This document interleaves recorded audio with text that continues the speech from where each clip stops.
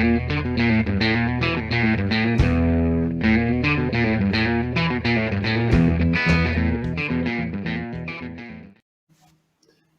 everyone, welcome to today's video where we will be talking about real estate and its relationship with your wealth and financial security with our guest, Dan DeBacco. Welcome, Dan, and welcome to the Double Dragons Wealth and Wellness webcast, where we talk about exciting topics and even more exciting guests, especially more than myself, which will revolve around the various facets of building wealth, wellness, financial independence, and to live just a better life. So I'm your co-host, Shane Callahan, founder of Endurance Wealth Planning, where we focus on building wealth utilizing a modern financial planning process. And co-host is Benjamin Martin. Great to see you, Ben. Thank you. Great seeing you guys. Welcome, Dan. Thank you guys for having me. Always a pleasure seeing you. I'm Benjamin. Absolutely. I'm a mortgage loan officer with the Alliance Mortgage Group, helping people purchase and refinance. Cool. And as I said, our guest is Dan DeBacco, a real estate expert who works with individuals mainly in Colorado to help them navigate the crazy world right now of real estate for both buyers and sellers. So welcome, Dan, again. Yeah, thanks for having me, guys. It's an honor and a privilege. Cool. Why don't you just tell us a little bit about yourself, kind of your background, how you got into real estate? Yeah, absolutely. So let's see. I'm originally from Cleveland, Ohio, born and raised. I attended the University of Dayton, just north of Cincinnati. And for those of you that don't know, that's where the Wright brothers have their museum. And, you know, the Wright brothers are apparently from Ohio. So there's some flying history there, if you will. So, but after I graduated in 2009, I actually went on vacation to California and never came back. I was had some experience in coffee, running a student-run business, and then found myself working for Pete's Coffee and Tea and Starbucks while I was out in the San Francisco Bay Area, and then met my wife out there. Another exciting moment, too. We knew each other 3 months and ran away to Hawaii and told our family through YouTube that we were now married. So we just celebrated our 9-year anniversary and have a 2-year-old, 2.25-year-old, if you will. But when we were trying to figure out what we're going to do next in our life, back in 2015, Katrina had an opportunity to move out to Colorado because she was working for Coldwell Banker Residential Brokerage, is what it was called at that time, on the corporate side, doing marketing for the Western region. And her boss, or actually co-boss, if you will, out here in Colorado, Chris McGatt, cherry-picked her to come out to start a program called the Broker Concierge Program, which is an onboarding training platform that trains and onboards new agents. So, and that is now a national platform. So because of my wife, it's now nationally, and she was definitely a huge resource for getting me into the real estate game. So I was out here looking for work, but decided that, hey, I want to start my own business, and real estate seemed to be the thing to do. So I got my license in November of 2015 and haven't looked back since. So I have 2 other business partners, Ron Buss, Susan Todd. So between Katrina and my 2 business partners, we have over 55 plus years experience. We're out of the Denver Central office at 6th and Grant, but I primarily work the Denver metro area. I live in Highlands Ranch. But I'm not picky or proud on where to go. So yeah, that's a little bit about myself. Katrina has just joined our team as well, so she's no longer on the corporate side. So we're just living the dream, making life transitions possible for both buyers and sellers. Nice. I think the big question that most people have right now about real estate is, you know, the market's crazy, not only in Colorado and most areas of the country right now. Where do you see real estate going in the next, 6 months to a year? Is there going to be a letdown here? Is there a bubble? What do you see? What are you seeing? Yeah, no, and that's definitely the $1 million question these days. So obviously we don't have crystal balls, and you would agree, Shane, and same with you, BK, when it comes to the number side of things. But where we're at right now, and no one should be scared about a bubble, at least at this point right now. And why bubbles took place, especially in 07, 08, 09, was that there was just bad lending. And BK, you could shed some light on that if we wanted to. And people were using their houses as ATM machines. They were doing cash out refis. As soon as it appreciated a little bit, they'd take out 10 grand to go buy a boat. and reset their loan. And then what was also happening is we had extensive amounts of inventory that builders were just building way too much. And, it was just too much that a market could traditionally say is healthy. So there was just a lot of bad apples taking place at that time. And so now, since the Great Recession and having a real estate rebound, everything is pretty much polar opposites. We have no inventory. People have tons of equity in their house, and lending practices are beyond measure as far as how to get a loan. And, and on top of that too, we're not building nearly to what our capabilities or needs are at this point. So with that said, it is just a very pent up demand or bladder, if you will, of buyers, and nobody's selling their homes. So when a house does just come on the market, it truly is a bidding war because there's just really nothing else to buy. And, folks were going to go, wow, it's going 100K over asking or 150K over asking. Yes, that is definitely the nature of, some neighborhoods and some cities and states around the country, but it is not sending a signal of any kind that, that there would be a bubble of any sort or any concern in the foreseeable future, as far as, things tanking and whatnot. Now, barring any World War Z from the vaccines or any huge economic, recession or fallout, we're on pace to being healthy in the future. And here's what we think is that ultimately, as people get more and more vaccinated and there's more and more comfort of being back out in the world and, getting to a level of normalcy, you're going to see people going, okay, I do want to move somewhere else, or I do want to upgrade, or I do need to downsize, or maybe consider selling my investment. And so naturally, there's just going to be a little bit more people interested in putting their houses on the market. And so as we get more and more inventory, it's going to start to relieve that pressure that all these buyers have been experiencing. So I think what we're going to experience for the foreseeable future through 2021, it's still going to be rather aggressive and competitive. But come 2022, we're going to see the more normalcy that we would expect in a healthy real estate market where it's, could still be a buyer's or a seller's market, but it then could also become a buyer's market, which is, it's good. You want to have an equilibrium, so it's a fair playing field. So I would say by spring next year, we're going to have a level of normalcy, is my honest opinion on it. Okay, we'll hold you to that. Chime in just a little bit on the mortgage side as well. Just to piggyback off of what Dan was saying, another indication from our side of why we're not in a bubble was back in the day, we used to call it the mirror test. We'd hold a mirror up to their nose, and if it fogged, we gave them a loan. People were getting loans that they should not have been getting, adjustable rate mortgages, just some of the most crazy loans that exist, stated income loans, just absolutely bonkers insanity out there.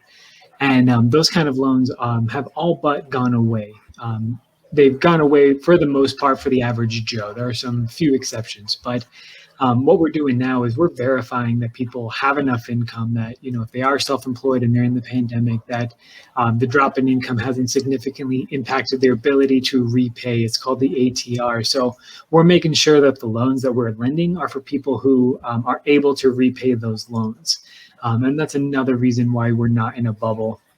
And then to echo what Dan was saying about the rest of the year as far as interest rates go, the forecasters that I follow, some of the economists that I follow, again, no one has a crystal ball, no one's guaranteeing the future, but the economists that I follow are echoing that sentiment that interest rates are going to stay low for the foreseeable future. The Fed is not too concerned with inflation.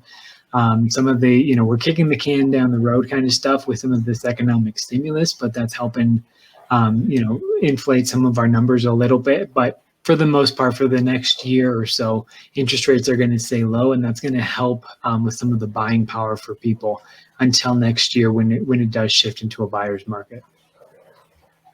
Yep. Yeah, I couldn't agree more with you on that. And would you say, BK, just for conversation, would you say that keeping interest rates low is just really kind of a synthetic way just to make sure that real estate does stay strong, given that we've had the ups and downs with the economic and the pandemic outcomes? That's just kind of just making sure that things just still stay a little healthy. I 100% agree with that. I think that it is, it's making the economic stimulus, even though, as Shane can attest to, the dollar in the future isn't going to be worth what it is today because inflation is going to be an issue. But if we're looking at the right here, right now, having the stimulus and having the low interest rates is going to help stimulate the economy and get us rebooted and re-going for the foreseeable future. And, we'll figure out what we need to do in the future when that all comes down. But for right now, we got to get the economy going. We got to get the thing, people spending money. Got to get jobs being created, and we got to get people filling those jobs. So all of that, the interest rates are definitely driving that or playing a factor in that as well. Yep, absolutely. Yeah. Where are you seeing these buyers and sellers? Where are you seeing the buyers coming from and sellers going to? A lot of the information I'm seeing with some of my clients too is because they're not going back to work, full time in the office, or maybe a hybrid or some situation, or employers are more lenient on where you can live. So are you seeing an exodus, out of certain areas and an influx into certain areas? Historically here in Colorado, you see a lot of people from California coming in to Colorado because it's historically has been cheaper, although that gap is definitely narrowing quickly, I believe, in certain areas, especially. Yep. No, great question. So, I what we're experiencing primarily right now is the influx of people coming to Colorado are where the metropolitan areas were most affected of COVID. So, it's the cities that really were struggling, and they really had high, standards of, hey, you really can't leave your apartment. For example, New York City. I would say that of the percentage of people coming from out of state into Colorado last year, 33% were from New York City. And so New York City is very comparable to California as far as pricing. So, and then on top of that, you continue to have California money, because as maybe some economists and others would notice, that is probably the largest exodus is California. And that was even 5 years ago, but it's even gotten even worse. So we're really getting a lot of the coasts coming to Colorado, including Texans, who have, of course, their energy money that they bring up here. So we are definitely competing with that still cash sentiment, if you will. But cash isn't always king, in this market.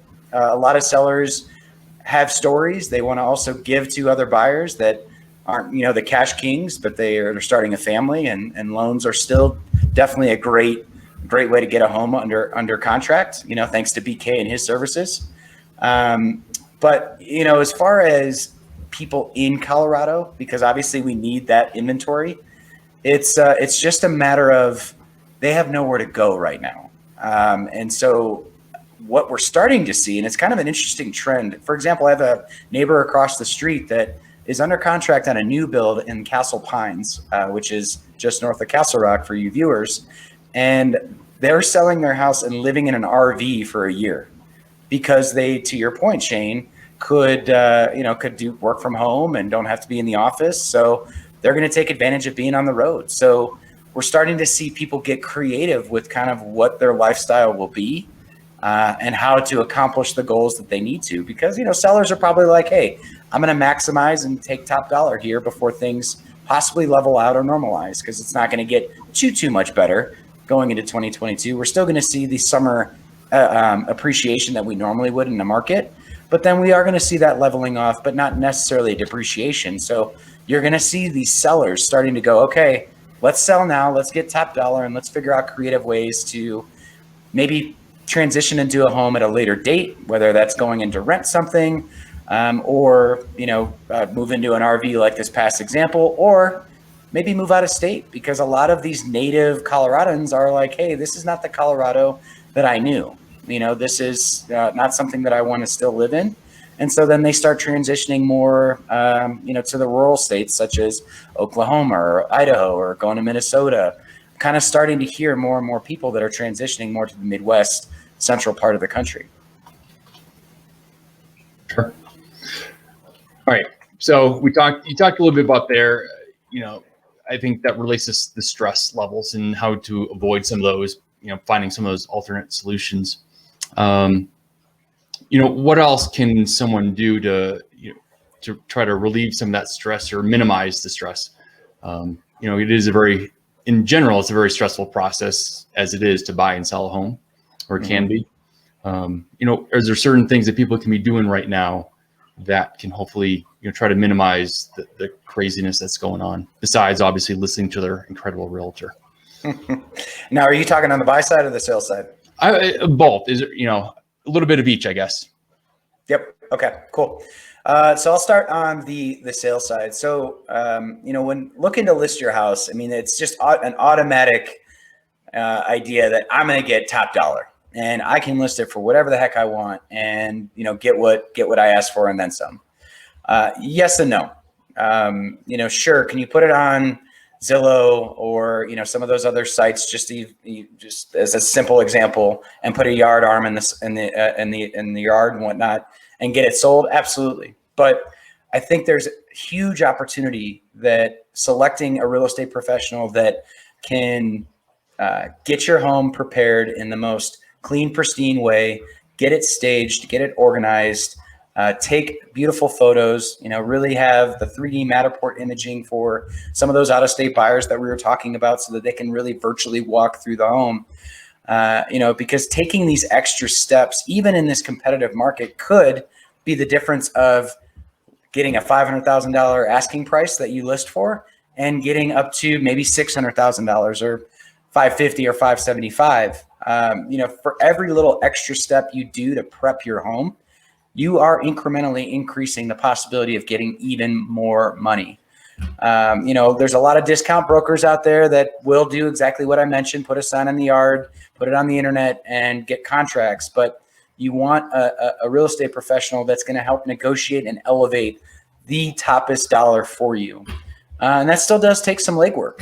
There's a lot of prep that goes into it, getting it clean, carpets cleaned, doing some touch-up paint here or there.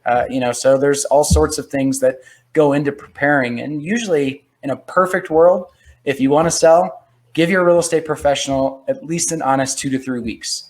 2 weeks to prep, a week of pictures, getting all, the collateral in place. So that way all the marketing is in place to get all those multiple offer potentials in the door. Now, flipping it, the script and being a buyer. Now, I would say just be prepared for a roller coaster. I myself have helped buyers in 70 offer situations and have won. And so it first starts with being educated, understanding what's going to make it go from 0 to 1,000% to get the deal done and to get under contract and closed. And so there's a variety of things. One is just being fully transparent about the market. You are going to go over asking price. It's an average of 5 to 10% that a house is going to go over asking. So just automatically assume that if you're at $400,000, you're probably going to pay $475,000 to maybe even $500,000 for the house. And I know that sounds crazy, but the nice thing is that with such a small amount of inventory, these homes that are going under contract are helping set the market for when more inventory does come on the market. Be prepared that the appraisal is not going to come in at your purchase price. What sellers and listing agents are going to want to see is that you're willing to come in with some extra cash to the closing table. So for example, if a house is valued is listed at $400,000 and you go under contract for $500,000, but it appraises for $450,000, there's a gap of then $50,000. And so the lender is only going to lend on what the property's worth. So he's only going to lend on $450,000. So there's that gap that you have to bring extra cash to the table.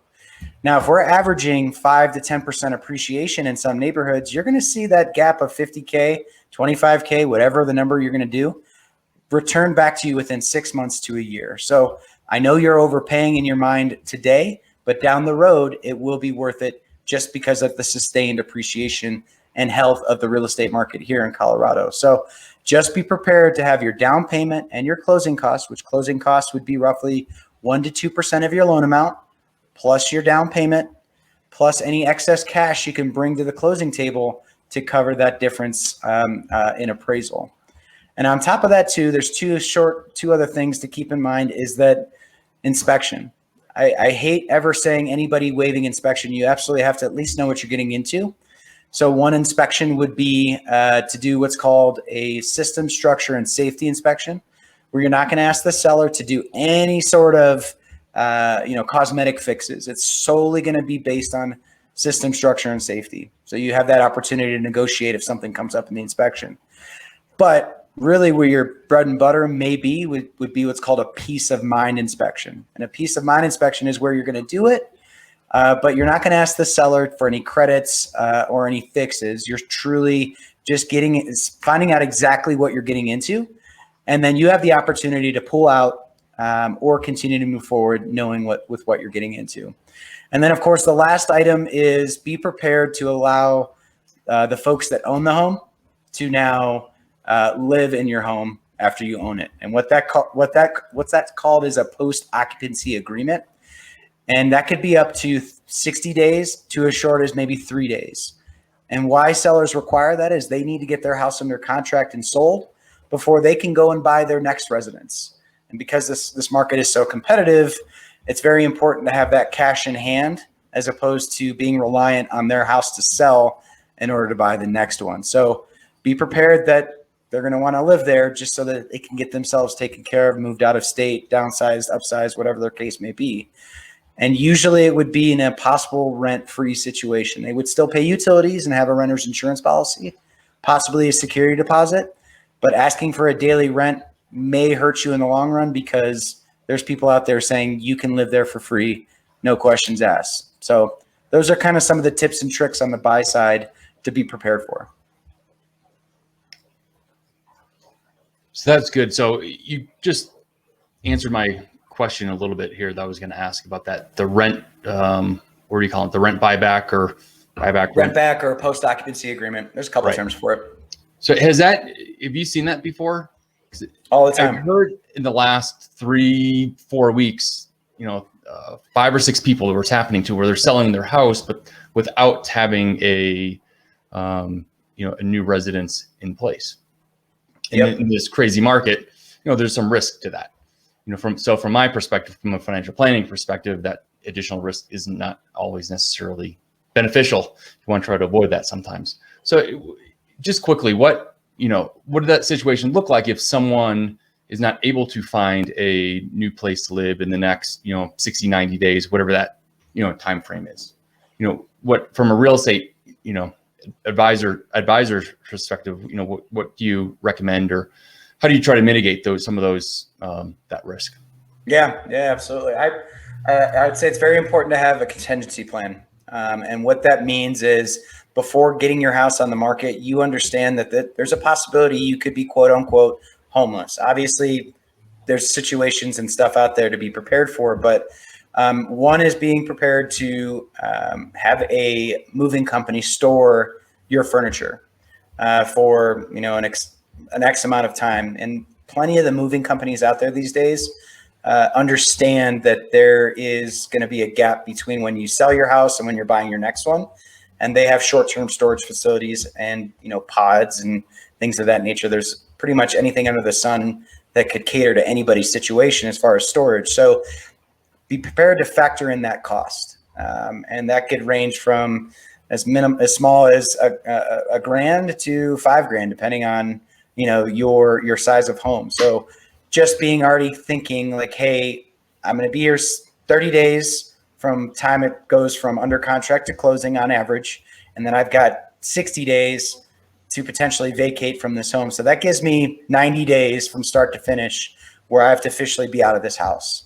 So one is just being prepared to possibly store, and then also looking into short-term rental opportunities. Now, I know Airbnb in the real estate market has not been a fan favorite for landlords and the big holding companies of real estate and long-term rental properties, but Airbnb is a great option. There's a lot of people that are looking at their home as long-term investments and are open to do an Airbnb. So look at Airbnb options as being your 30 to 60 day addition of your timeline. So just be prepared to possibly live in somebody else's house for a short period. Then there's also people that, are taking summer sabbaticals where they're going to go on vacation for a while, and they're having their house on the open market as a potential rental property for up to 3 months. So people are all getting creative in various shapes and forms. And it's definitely not something I love to encourage, because you're essentially moving twice. But there are opportunities out there to at least relieve the stress of not being on the street, but at least having a roof over your head and, some things taken care of. Right. So let's change gears a little bit, a little bit more positive, maybe. These webcasts are revolving around the wealth and wellness. So let's focus on the wealth a little bit. So investment properties, investment properties are pretty popular right now from a business standpoint. So do they still make sense right now? If these houses are getting gobbled up by homeowners and people for primary residence, are investment properties still, are they still out there? Do they still come on the market, and what does that situation look like right now? Yeah, great question. Yes and no. It really depends. If you are entering the world, like here's the best way to do investments. The best way is to take your primary and rent your primary and go buy a new one. And why I bring that up, and BK could shed light on this, is that ultimately you have a lower interest rate when you're buying your primary, right? And BK you can talk about this if you'd like. So let's say interest rates right now are going for 3%, 3.25%, something along those lines for a primary residence. But if you go if you're trying to buy an investment property, your interest rate gets to 4%, maybe 4.25%. BK, would you agree? It's about right. Yeah. Okay. I would say that ballpark, right? Plus or minus, and whatnot. But so the idea would be to, if you can, and you're willing to give up your primary to go then buy another, because what can happen too is if you get a lease in place, that can be basically a wash and not necessarily be looked at as debt, or looked at as more of income to help get you to the next level or the next house that you buy. Of course, it really does also come down to how much cash you're going to be playing with. Because cash on the down payment side is definitely a very big item that's looked at, when in multiple offer situations. 3% to 20% definitely holds a lot more weight. So just be prepared to have as much down payment as you possibly can, because then that shows a seller and a listing agent that maybe some things come up in the inspection that would cause some concern, cause some money, that kind of thing. It's nice to know that there's some flexibility on the financing. Whereas if you're going to be potentially house poor and you're putting everything you can at this, it wouldn't necessarily be in your favor when competing against multiple offers and whatnot. So when looking at the investment side, and if you're living in your primary and going to buy an investment property, that's where I have the little bit of hesitancy, because you could be overpaying, and your interest rates are going to be a little higher, which then when you go to rent, doesn't make sense for the net income that you will average on a monthly. And when you're looking at it too, you got to be cognizant of how much extra capital am I going to have to put into this house in order to make sure that it's rentable and that it's appealing. So it could be, dangerous water. So it's important to make sure that you have that cash and that capability to buy an investment property, maintain it, get it ready, and be able to get that rental income, which rent right now is kind of up in the air right now as far as what direction people are going. A lot of the millennials moved into their parents' house this year. And so there's a huge rental market in Denver right now that is bringing prices down a little bit more. So it can be a little scary for investors at this point in time. But if you find off-market deals, if you have pocket listings, if there's maybe just a home that needs some extra love and nobody really wants to buy it, because that's where a lot of the heat of the market are these turnkey homes. Whereas maybe some of the homes that need a little bit of work, that's where you have an opportunity to maybe get in and get it a little less than value or what it's listed for. So just be cognizant of that when you're going into things. Something that I wanted to piggyback off of that when it comes to the lender side, there's quite a bit of things that the lender side has not quite caught up with the market. Like we don't recognize the VRBOs and the Airbnbs, that kind of thing. But one thing that we are caught up on is the investment property to primary. So if you're selling your primary, we will allow you to not move into the primary residence for up to 60 days. That gives you a little bit of time to stay in your home and get things figured out. So as long as you're taking occupancy within 60 days of the home, it will still be counted as a primary residence. It doesn't have to be day one that you immediately move in. So that's something relatively new that's been coming up. But honestly, just like with any other industry, when it comes to buying an investment property, you really want to work with a set of professionals. You want to make sure that your mortgage loan officer, whether it's me or somebody else, knows exactly what they're doing, how they're pricing it, and how they're going to help you make sure that those homes, actually have some value for you. And that, Dan and I partner together quite often to making sure that our investment people are actually going to make money off of it. We'll do calculations for them and determine rent, what's the average rent for this area? How are we going to make money on it? And really do our best to help you find it. So when that perfect property does come out, you've got a team of people in place. And you'll definitely talk to somebody like Shane who can talk about how that fits into your overall financial picture too. An investment property, that shouldn't be the only thing that you're relying on. So talk to, get with your professional, make sure that they are the people that are going to be alongside of you from payment one to payment done, or from start to finish, not just the turn and burn kind of people. Yep. 100%. And it really comes down to the team. Right now this is a financial team that we're even on this webinar here. You got to look at big picture stuff with Shane and what the end goal would be. And then you really got to talk the numbers as far as, what monthly payments would look like with BK. And then myself with how to negotiate the best possible situation, both on the sale, buy, or just building a portfolio. Fantastic. Dan, I just wanted to say thank you so much for being here. You've just absolutely crushed it and rocked it. I don't have any more questions. You've pretty much covered them all as far as what I've been seeing in the industry. You're definitely the expert when it comes to getting people under contract.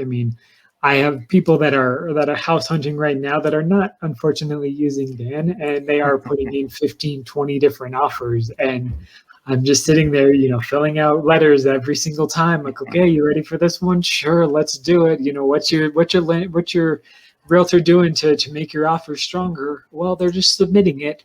Oh, okay, great. So it really helps to have somebody like Dan that can come alongside and be a part of the process for you. I've known Dan for a long time, and Dan's not your turn and burn kind of a realtor. He comes alongside and he works with every single person, every single step of the way. So I just wanted to say thank you for that and for what you bring to our industry as a whole.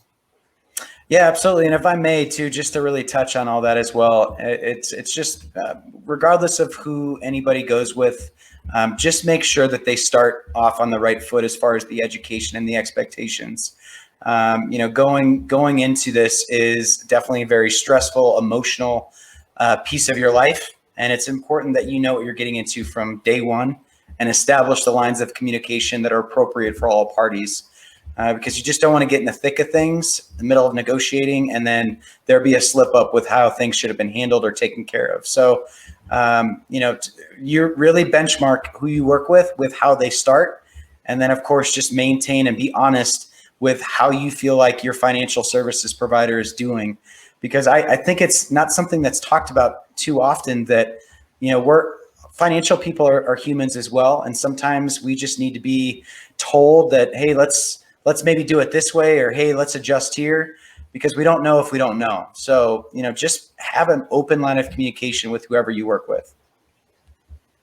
Perfect. Excellent. Well, in closing, let's just find out, Dan, where we can find out more information from you if people have questions.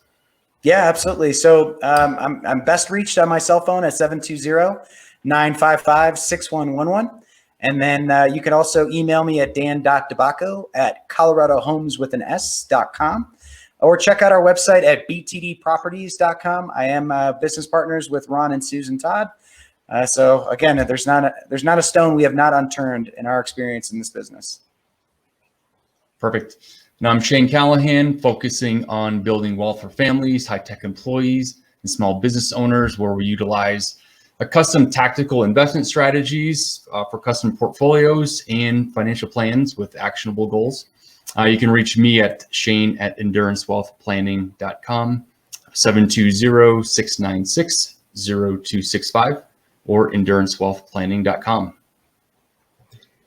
Fantastic. Thank you. And I'm your puzzle-solving mortgage loan officer. You can reach me at 720-575-1999, or you can email me at bk@amglending.com.